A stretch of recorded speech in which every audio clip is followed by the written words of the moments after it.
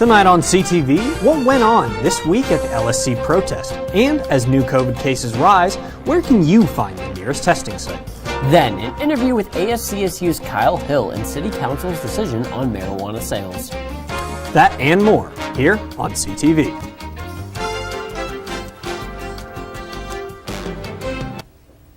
For example, Good evening, I'm Weston Hubbard, and welcome to the Thursday Night News. And I'm Kenneth Frederick. We have plenty of news, so let's jump right in. With the return to in-person classes also means the return of people with different opinions on campus, and one result was quite the talk this week.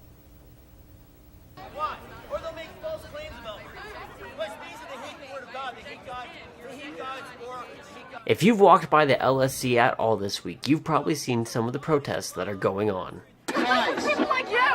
I mean, I'm saying, your sin will find you out. Your sin will find you out. This man claiming to preach the word of God has stood on the LSC Plaza and has spoken to every student that will come around and listen to his message.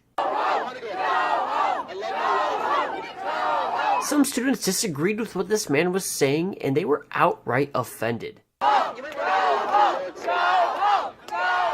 Accounts like CSU Barstool claim this man to be Keith Austin Darrell, or at least one of his cohorts.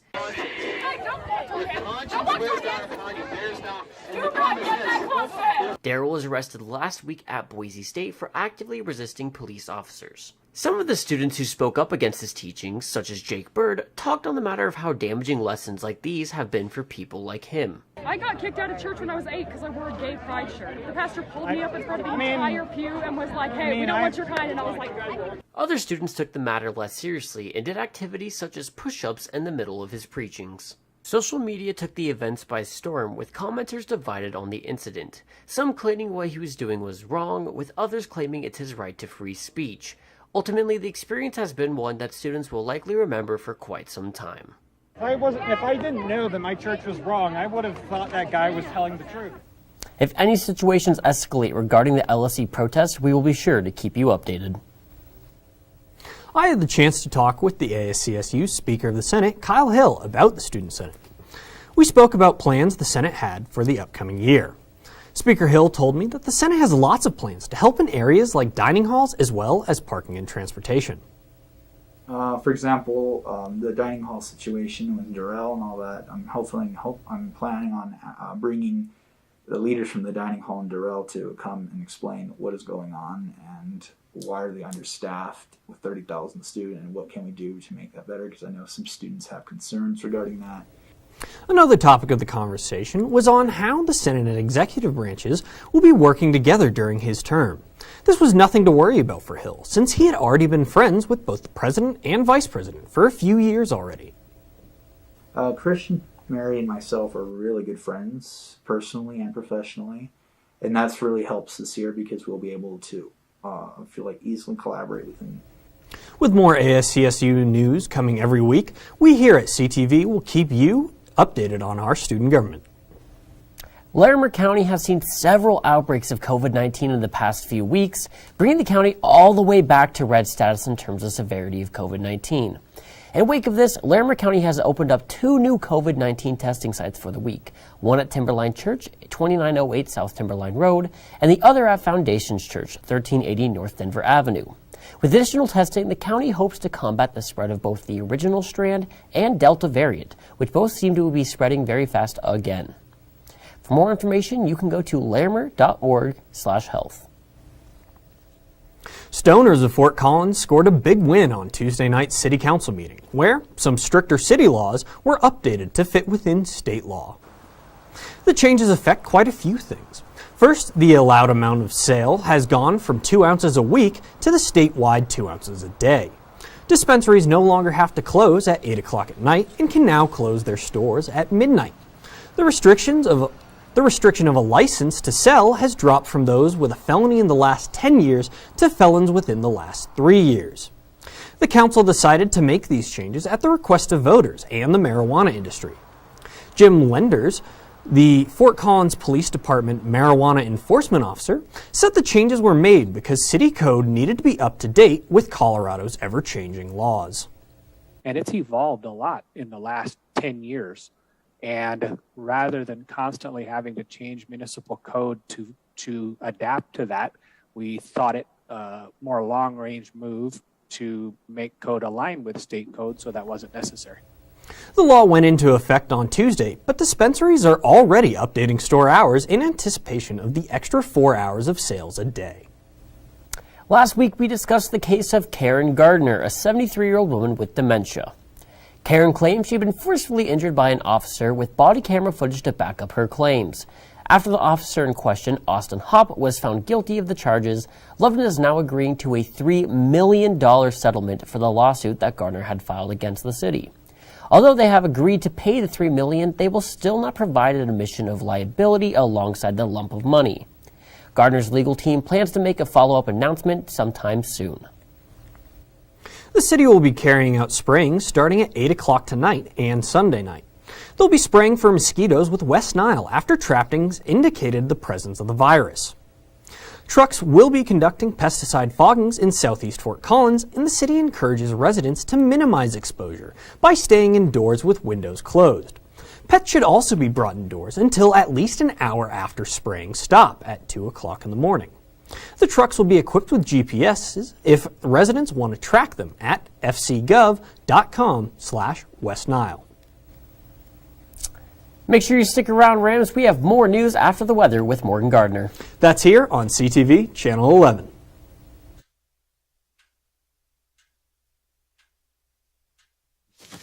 Awkward. Do I look familiar? I should. You might remember me from here. Here.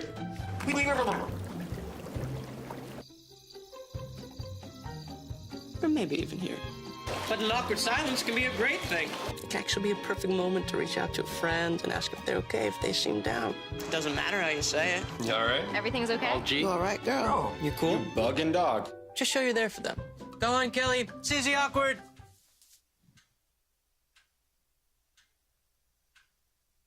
Hey, you haven't really been yourself lately. Are you okay? Find out how you can help a friend with their mental health at seizetheawkward.org.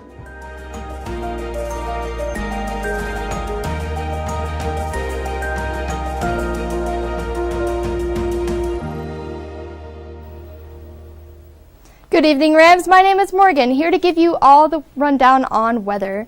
And as we go into the current conditions, you can see that it is 87 and clear outside right now.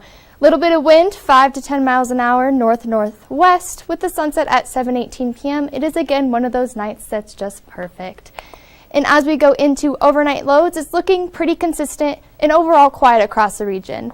Over there in Denver and along I-25, temperatures in the mid-60s, where over here in the eastern slope, you can see that Sterling, Burlington, and Lamar around the 50s as well, with Burlington at 60. There is a possibility for some popcorn thunderstorms through the evening and into tomorrow. But as for tomorrow, it is going to be another hot one just like today. You can see here that again along I-25, it is going to be pretty toasty. Denver at 97 degrees, which is actually its 54th day this year with 90 degree and over weather. And along the eastern slope, you can see that there's going to be 100-degree days as well in Sterlington, Burlington, and Pueblo, with Lamar over there at 103 degrees. Needless to say, it is going to be a hot day tomorrow, and that's true through the weekend as well. Now, we go into tomorrow's forecast. It is going to be 98 degrees with a low of 63. A little bit of clouds across the sky throughout the day, and again, a little bit of wind, 7 miles per hour south and southeast, with the sunrise at 6:36 a.m. and sunset at 7:17. Fort Collins has issued an air quality alert for tomorrow and through the weekend as well. So if you are more sensitive to the smog and to the smoke in the air, you might want to stay inside. And if you have lived in Denver or along the Front Range for a long time, you know how wild Colorado's weather can be and how quickly it can change. A year ago this week, Fort Collins was in the midst of local weather history. Record highs of 101 and 97 degrees were set on September 5th and 6th, 2020. Then temperatures plummeted to record lows of 31 degrees on September 8th and 9th. As fires raged on in the west, making ash rain from the sky, blizzards pummeled Fort Collins and the Front Range, making it the second earliest snowfall in recorded history and the shortest time between an 100-degree day and snowfall. Along with being strangely apocalyptic with red skies and dark days, snow mixed with ash was just not a great combo. And much like last year, this week is foretold to see record highs as well, hitting 98 up to 100 through the weekend. Again, Friday tomorrow, 98 degrees, while Saturday, 90 degrees. Again, there will be some clouds through the sky through the weekend and into next week, but overall it's going to be a pretty hot week. Sunday through Tuesday in the 80s with possibility for some thunderstorms on Tuesday, making it a little less hot for all of you. Okay, Rams, that is all the time I have with you this evening, but stay tuned after the break for more news. So there you are, shuffling through a stack of resumes and you come to mine. This is it. First impression. My way in. But, here's the thing. Can my resume show you how I truly stand out? Can one piece of paper really tell you my whole story? Like that I was studying, going to night school while working 2 jobs just to help my parents pay for groceries. Or how anytime there was an opportunity, I was the first one to step up. Because I wasn't gonna let my life, my circumstances dictate who I was gonna become. And all of that determination, the commitment, the drive, that's me. And that's something you just can't put on paper. Look beyond the resume and discover new ways to develop great talent, like me. Welcome back from the break, Rams. There's more news, so let's get right into it. Since the start of the pandemic, many students have been left questioning what their study abroad opportunities may look like. To answer those questions, CSU has been hosting its virtual Education Abroad event this week. There's still 1 day left for anyone who wants general information on what study abroad programs are out there and how to sign up through the Education Abroad office.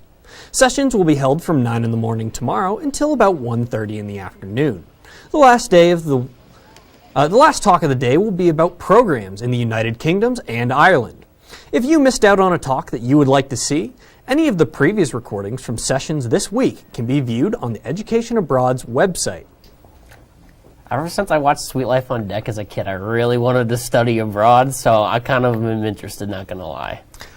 I've got 1 year left after this, and I just need to travel. There's so many cool places, like, no offense, Colorado, but, like, you gotta tour. Like, to study Spanish in Spain.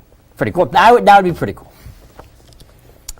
Well, if you're living near Front Range Village and not traveling the world here in Fort Collins, you may have a say on some upcoming developmental plans. The development is for around 29 acres of land that has the potential to create a plethora of new housing, including around 400 to 500 new apartments and 250 to 300 townhouses. The development team is looking for input from the community on said development plans. Information can be found on the Fort Collins government website. After the Cameron Peak fire last year, the Bobcat Ridge Natural Area was forced to close down. The fire tore through 80% of the open space. But, thanks in a large part to Pulliam Charitable Trust, the Natural Areas Department, with the help of volunteers, were able to restore the trails in the area. Bobcat Ridge will be an on-trail only natural area to help the surrounding land recover from the wildfires and flooding. The trail will open at dawn on Saturday the 18th. Dogs will not be allowed on the trail, and the city is expecting lots of visitors on its opening day. Resurrection Christian Schools is facing a potential closure after failure to follow COVID-19 protocols, resulting in multiple outbreaks. Larimer County health officials have put out a statement in regard to the poor handling of COVID-19 protocols, stating, quote, "Non-compliancy to investigate and control the causes of epidemic or communicable diseases and conditions affecting public health," end quote. In retaliation, Resurrection Christian Schools have lawyered up and have said that the county is not allowed on the school grounds. However, Larimer County says despite the school being a private institute, they still are allowed to enforce COVID-19 policies as they belong within the school district. Ag Day has been a tradition here at CSU for 40 years. It combines the school's pride for agriculture and football together. This Saturday, before we face off against Vanderbilt, many people will be gathering for a barbecue. There will be lots of food showing off many of CSU's partners in the local food industry. A ticket is needed to get into the Ag Day celebration, but tickets are available through the Agricultural Sciences website at agsci.colostate.edu/agday. Well, Rams, that is all the news we do have for you tonight. But stick around for the latest on sports from Cameron Evig. And later on, the best in entertainment from Tom Isaacson here on CTV. Queen is just my everything. His smile did it. His smile, his eyes, his knowledge. My landlord, he decided that he wanted me to move based on the fact that I was transgender.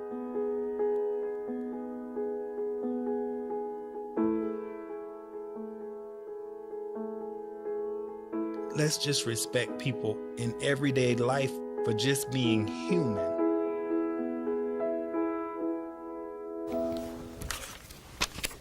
What's up, Rams, and welcome back to another week of Cam's Corner. I'm your host, Cameron Evig. Tonight we'll look at what is a very busy weekend for CSU athletics, including a matchup in Canvas Stadium against an SEC squad.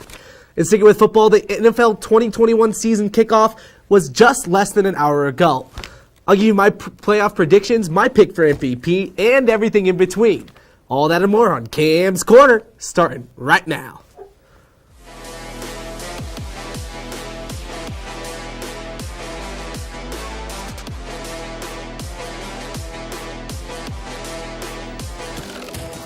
After a very disappointing start to the season for, well, all of CSU athletics, things are going to have to change, and in a hurry if any of these teams want to have a successful 2021 campaign.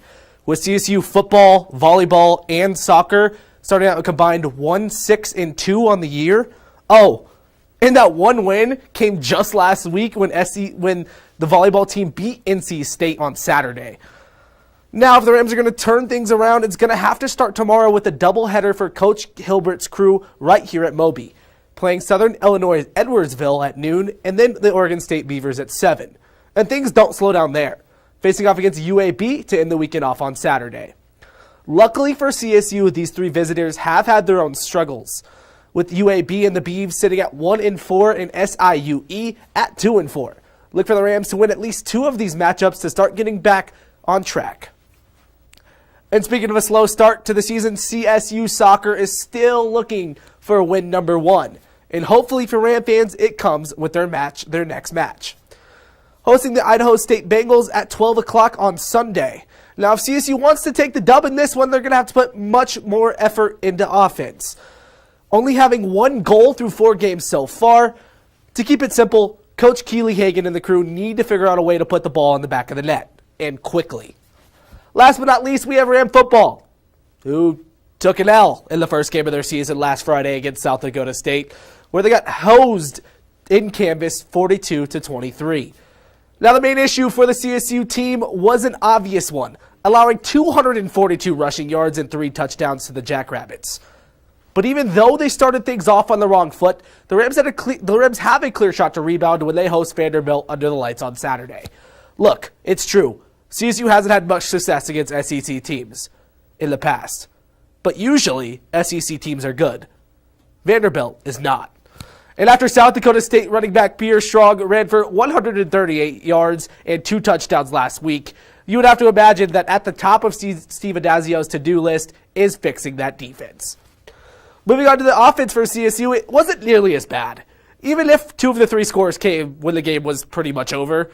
Tots and Teo and the crew put up 23 points, and it's obvious that Trey McBride and Deontay Wright were the main source of that, with Trey pulling in 13 grabs for 116 yards, and Dante coming through as that deep threat that the team expects him to be, speeding for 6 receptions for 103. It's clear to see that if this team wants to have any shot of having a good year, these two need to perform like that week by week. We'll see how things go come Saturday night, though. And speaking of weekends, they're about to get a whole lot better when the NFL returns to Sundays. Starting this week, the hometown Denver Broncos start their season on the road in New York when they play Daniel Jones and the Giants at 2:15 on Sunday. And while those teams are focused on their Week 1 matchups, I'm more worried about the end of the season standings. So let's take a look at my prediction on who will make it to the postseason. For me, we got to start off in the AFC West with the Kansas City Chiefs. The best offense in the league, it's not a debate. Patrick Mahomes, Travis Kelce, Tyreek Hill are so hard to stop. Look for a breakout year from Clyde Edwards-Helaire, that running back. I don't have to say anymore. The Chiefs are the number 1 seed with the Bills in the AFC East close behind. I think Josh Allen and the crew are going to have a good year, and a lot of it's going to depend on Zach Moss. That running back, can he do well running between the tackles, set up that play action, set up that deep downfield bomb to Stephon Diggs? We're going to have to see with the Bills. Looking at the AFC North, Cleveland Browns have this one locked up, and I don't think there's a debate to it. Baker Mayfield has been doing a lot better at increasing his skill at quarterback. 2 dominant running backs in Kareem Hunt and Nick Chubb, and one of the best players in the NFL on defense with Myles Garrett. The Browns are a shoo-in to win the AFC North, especially with the news we got earlier. The Ravens are in a tough spot. Losing Gus Edwards and Marcus Peters earlier, as well as the J.K. Dobbins injury earlier on in the year, it's going to be tough for the Ravens to make any sort of impact in the AFC with those big players out. Looking at the wild card spot, though, the Colts, the Broncos, and the Steelers are my pick. I think the Colts and the Broncos are 2 very similar teams. What's their issue? Their question mark at quarterback. Wentz and Teddy Bridgewater are both mediocre quarterbacks, and they both can get the job done. Wentz does have a little bit more upside than Teddy does, but his receivers are Michael Pittman, Eric Paschal, and Parrish Campbell, all very young, unproven receivers. Obviously, the Colts are running the ball every single down if they can, with Jonathan Taylor, Marlon Mack, and Naheem Hines in that backfield, but I think the Colts will slide into that last spot. The Steelers are slept on 100%. Their O-line is a little bit lacking, but with the signing of Trey Turner, that right guard position is solid. Look for Najee Harris to have a lot of carries this year. And look for Big Ben to do what he always does and get the ball out of his hands in 0.3 seconds to Deontay Johnson and Juju Smith-Schuster. Moving on to the NFC. Now, the NFC West is by far, clear-cut, the best division in football. The LA Rams, the Seattle Seahawks, as well as the San Francisco 49ers are all in the playoffs for me, with the Arizona Cardinals just out of there. The Rams have gotten a huge quarterback upgrade with Matthew Stafford, a phenomenal quarterback with great receivers to throw to. Cooper Kupp and Robert Woods are phenomenal on the outside. Tyler Higbee, a great tight end that can have a good year for LA this year. Looking at the NFC East, the Cowboys are the favorite. That's not hard to say, but do not sleep on the Washington football team. This is a team with very solid wide receivers. You're looking at Terry McLaurin. You're looking at Curtis Samuel. Logan Thomas is going to have a breakout year at the tight end. One of the best backs in the league, Antonio Gibson, in that backfield. The Washington offense is going to be okay. And their defense, with how dominant Montez Sweat and Chase Young are, we know that, in my opinion, they're going to be in the wild card race. Arizona, another team that could be possibly in there. Just so many question marks on that defense. For me, you got to ride the 49ers bandwagon. So good before they had all those injuries. And I think that this is going to be your playoff picture come playoff time. Well, Ram fans, that's all I've got for you tonight. Be sure to come back to Cam's Corner next week to get you caught up on all your sporting news. And don't go anywhere. Tom will get you caught up on all the spice and entertainment right after this. Bye-bye. Hi. Hoping for a crisp breeze to help keep you alert. Oh, he took a sip of water too. That'll probably help. You were probably going to turn down the radio too, so you could focus, right? Probably okay isn't okay. Right? If you see a warning sign, stop and call a cab, a car, or a friend. I think the water line is what really drove it home. I blew on him.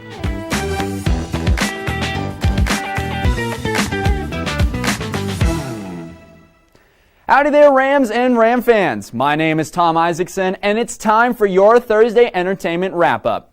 I'm pretty pumped about tonight's show. We have a lot of cool stuff planned, so let's not waste any more time. And tonight we start with some awesome entertainment news. The Horsetooth International Film Festival is on, and this year is huge. Featured at many different venues from the Lyric to the Holiday Twin Drive-In, this year is already off to a great start. Beginning yesterday with awesome live music and workshops, the film festival has got loads of short films and feature-length stuff from filmmakers all over the world. This weekend, it's a big schedule, so if you're not out cheering on the Rams this weekend, this is definitely something you don't want to miss. Check out our Tuesday show to learn more with Noah. Now, if you're a food fan like me, you've probably been to the Rio. And if you're a fan of the Rio, you know that they have been closed for about a month thanks to a fire. But there is hope. The Rio is set to open an Old Town pop-up while the primary location is repaired. In order to get the kitchen up and running, they have to fix and manufacture several custom-made parts. In the meantime, the restaurant is set to open the pop-up in a matter of weeks on North College Avenue. I know I'm excited to go back. All right, I talked last week about Shakedown Street and its return to the Aggie Theater. And that got me thinking, how is the Aggie? So I went down there to ask them all about it. And here's what I found. Fort Collins has a lot to do. There's lots of local restaurants, shops and boutiques that span miles, and of course, our local live music. And when it comes to local music, no venue is quite like the Aggie Theater. I mean, it's really vital for people's mental health to be able to have that release and see shows. We do a lot of partnering with local breweries and things like that to try and stay connected with and just local businesses around outside of breweries. From furniture store to concert hall, the Aggie has housed many different types of artists spanning all kinds of genres, which has attracted a myriad of crowds. In general, we try to be pretty open to all genres. We really pride ourselves on having everyone in town be able to experience music here and making it a space for everyone. Throughout a weekend or throughout a week here, you can see a hip-hop show, a metal show, a dubstep show, and a bluegrass band if you want. We do a lot of bluegrass as well. It definitely runs the gamut. I mean, we get a lot of college kids, but that's just the nature of a college town. And I love that. I love that we get young people in here because it's just exposing them to venues and music maybe that they might not have heard of. And while COVID precautions certainly didn't help the live music industry, the Aggie Theater is making it clear that they're back in action.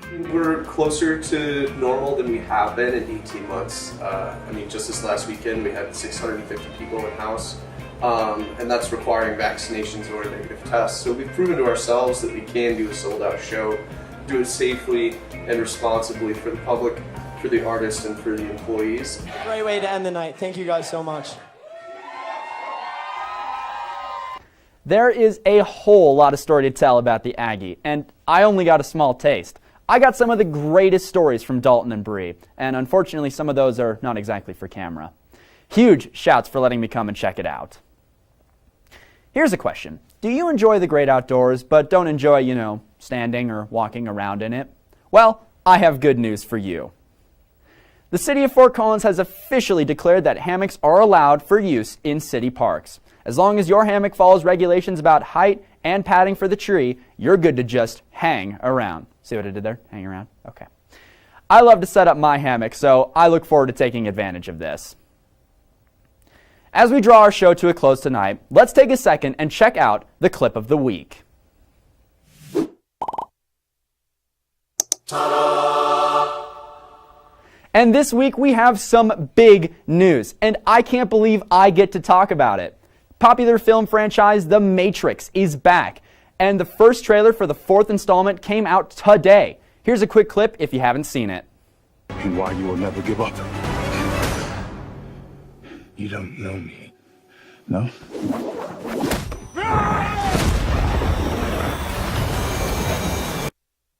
So excited about this movie. The Matrix is one of my favorite films of all time. And while the sequels left a little bit to be desired, I'm still optimistic that this 4th film will be good.